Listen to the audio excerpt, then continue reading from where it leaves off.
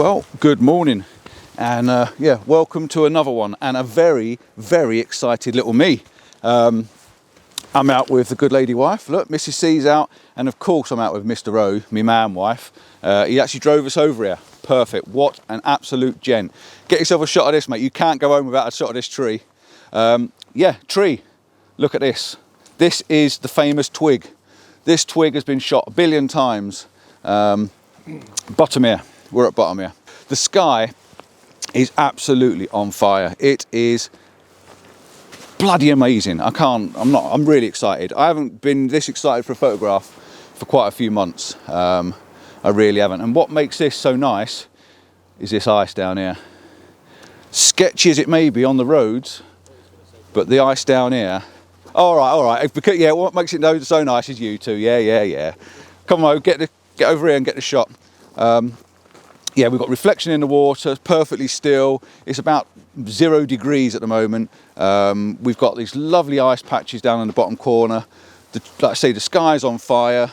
Mr. O's just been down the bank down there. We've just called him over. He's got to get a shot of this tree. I finished shooting. I couldn't talk you through the shooting purely because there was absolutely no time. I had to keep shooting, had to keep watching the sky and moving around a little bit. We did see a guy down here. And I haven't actually asked his name yet, he's still here. We see a guy down here, we can see his light thinking, oh no, you just know that whoever's down here in front of you is always going to have the prime shot, if they've got anything about them, that is. And we get down here and guess what? He had the pinnacle of prime positions. And as far as I can see, that's your prime position. You see where let me just move over there a little bit. You see where the tree sits right in this crease. You get the base of the tree and the top of the tree, and that is the prime position. And you only got to move a few inches either side, and that tree moves, and that's what loses it. And this gentleman, and your name is? Stuart. This gentleman here, I'll come down on his knees, this gentleman here was kind enough to say, do you want to come and get close to me? Probably because he was cold and he wanted warming up. But yeah, I got my camera, as you'll see in a little bit of B-roll, I got my camera right up next to it, so it was really nice. This is as friendly as it can be. You don't normally get this. Sometimes people are really, funny about getting too close, but he let me get as close as I possibly can to try and get that one-off shot. And I think it worked. And then the light started to happen. It started to go absolutely mental. It's getting out of Owen's way. It had to go absolutely mental, the colours and everything. So I had to do a little bit of running around in my old Compton style. You know me, I can't sit still, can I, when I get going? And I come over here and I use this lovely little patch of ice, which is what makes these one-off trees, these prime honeypot locations. This is what makes them unique, because that patch of ice has never been like that before. You may have a bit of orange sky, you may have colours very similar to that, but you wouldn't have that patch of ice like that. So I've got this shot, a vertical shot leading up that way. I know the tree's not in a perfect place, but it worked. So then I moved forward thinking, hang on a minute, there's got to be more. I can get the tree in, get this camera down lower and try and get a bit more sky. So I came further forward. Let me spin you around that way. I came further forward and I found this one.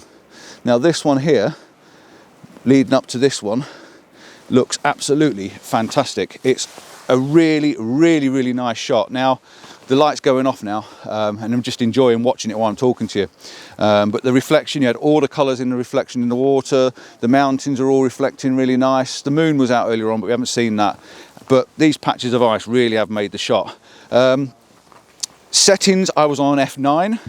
ISO 160, which is about standard for me, and I was bracketing. First of all, I tried to using a grad filter, which was fine before the colours started happening, but once the colours started happening, it was easier just to bracket in. I know I've got all the information in there, I know I've got all the details in there, and then I was also doing a bit of focus stacking, because we're coming down low to the ice and then the tree, I just focus stacked just to be sure. I also tried a panoramic, and I was thinking calendar. This could be the best image for January. So I was thinking calendar.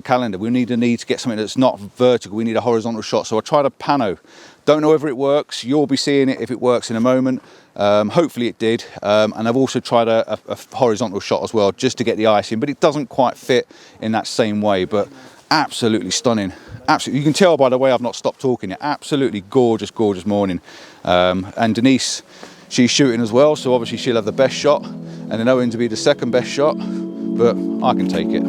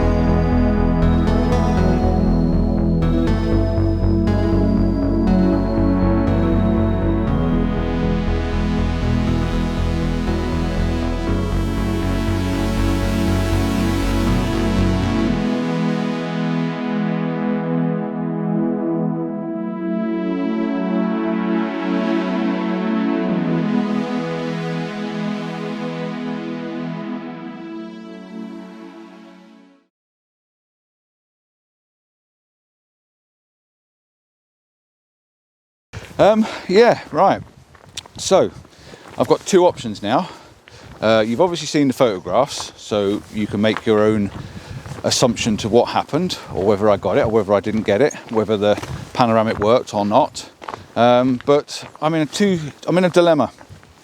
Do I be honest with you, or do I tell you a fib? And the truth of it is, I'm going to be honest with you.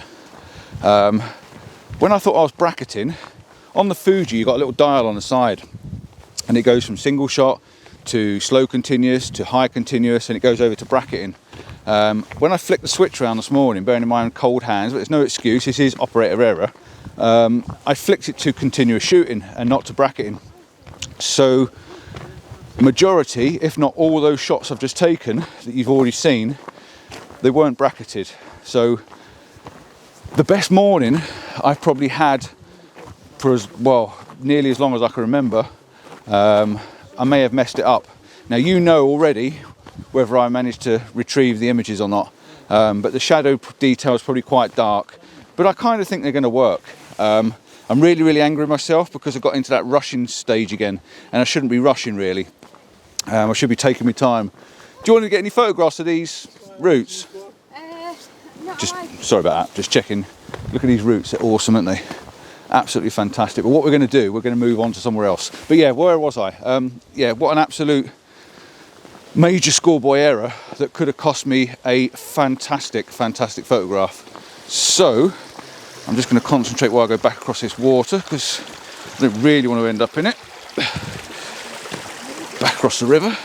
So yeah, hopefully they were all right. We're now going to head on to another position and find something else. We're going to go back up to the car. We're going to go and get ourselves a nice sausage sandwich that Denise made last night, and then we're going to go up that way, and I'm going to get a couple of shots of the, again, quite a famously shot area, the Buttermere trees, because we've got a nice still water, nice calm reflection.